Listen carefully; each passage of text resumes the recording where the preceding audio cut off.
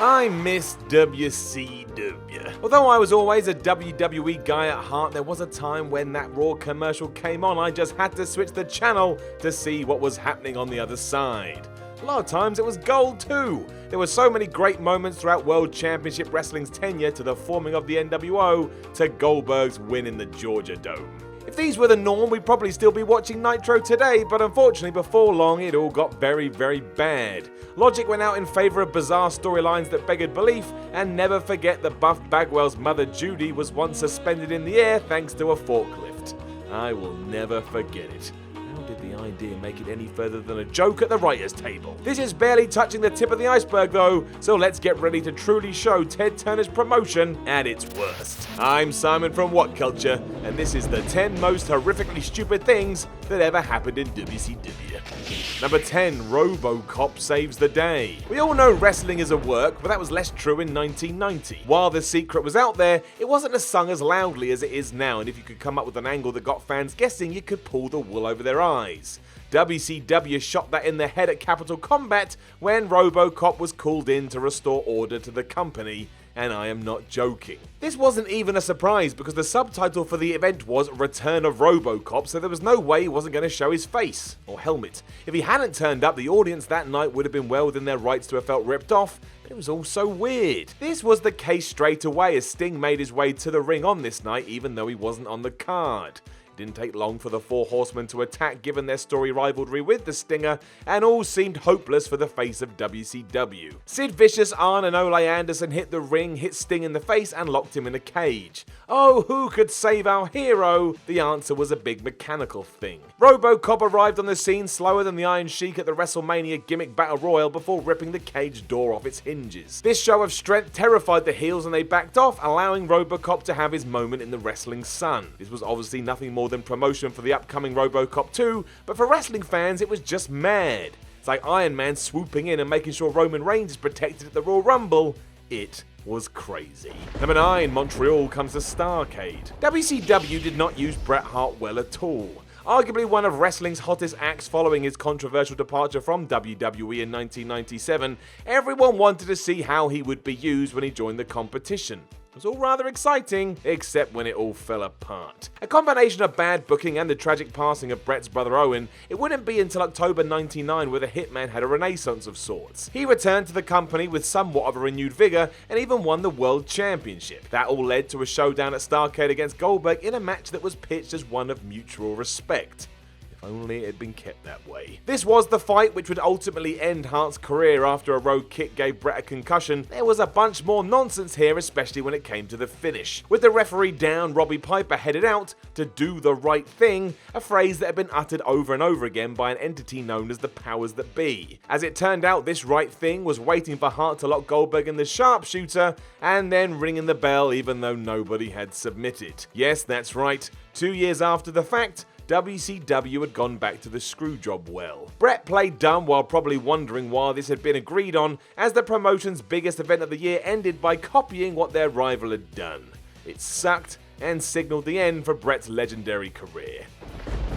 Number 8, Hogan Warrior 2. When the Ultimate Warrior came back to wrestling in the summer of 1998, fans were pumped. An always magnetic character, people wanted to see if this was a smart move by the company, or if it was just so Hulk could get his win back. That WrestleMania 6 loss must have kept the Hulkster up at nights. It did work as viewing figures increased at first, until it hit the wall. Warrior's debut promo was one of the most rambling things we'd ever heard, and it went so long, it screwed up WCW's running order for the night. They had to rewrite Nitro as he went on, and on, and on. He also barely wrestled, and a trapdoor in the ring contributed to the British Bulldog suffering a pretty serious injury to his back. Then there was the OWN, or One Warrior Nation, which felt about a year too late.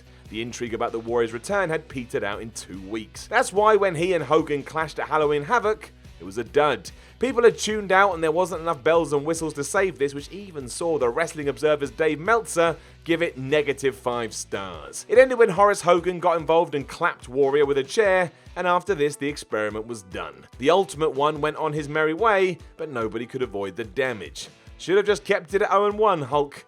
Would have been better all around.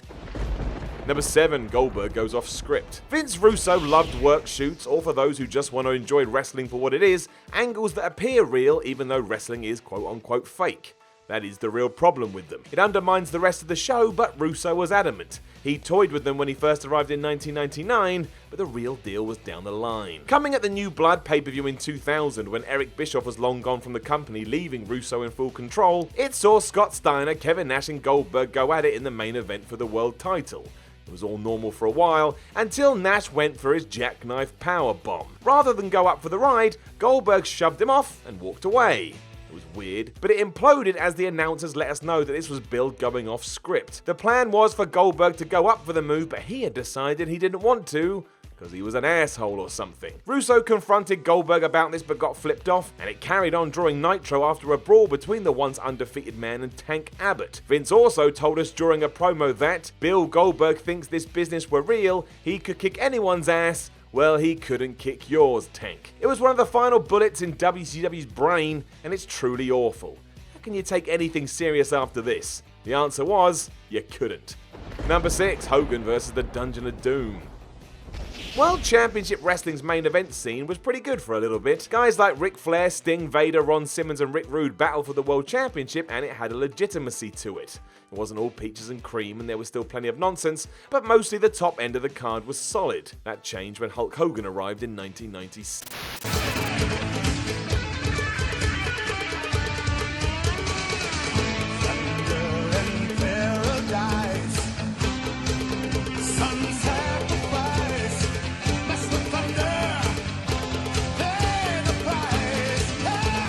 Quickly beat Ric Flair for the belt, and once that feud was done, he segued into a program with Brutus Beefcake. Because of course he did. That escalated when Kevin Sullivan and old pal Arquette got involved, and it left Hulk facing an army of opponents. Other bodies were soon added, and before long they had renamed themselves the Dungeon of Doom, which yes is the least threatening group name in wrestling history. Hogan slowly went through each of these foes until nobody cared anymore, and WCW even named one of them the Final Solution. Unsurprisingly, that one didn't last long, but it was definitely insulting. This would go on throughout 95 and 96, and it was so cartoony it turned off everyone. Old school WCW fans couldn't believe what they were seeing, and WWE fans refused to watch it anyway. A bad move all around, and one that isn't even worth revisiting. Number 5, Vince Russo, WCW Champion. It was one thing when Vince McMahon made himself WWE Champ. It tied into a very long storyline with Stone Cold Steve Austin and was done mostly to continually stack the odds against the Rattlesnake. Furthermore, during 1999, McMahon clearly respected his belts in a way that Vince Russo never did. The writer would often refer to them as props, hence why he booked himself to win it, and the worldwide wrestling audience almost died. It followed a case of swinging trends that everybody really should have seen coming. At first, Russo said he would never appear on TV, until he did. He even entered a feud with Ric Flair and pretended like the figure 4 didn't hurt. Nothing would ever be as bad as what happened on the 25th of September 2000 Nitro, however.